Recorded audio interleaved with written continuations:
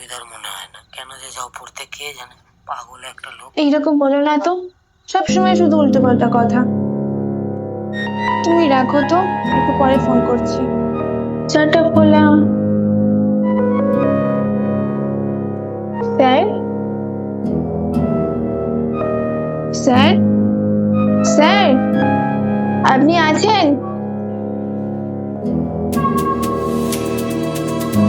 Sir, আপনি আছেন?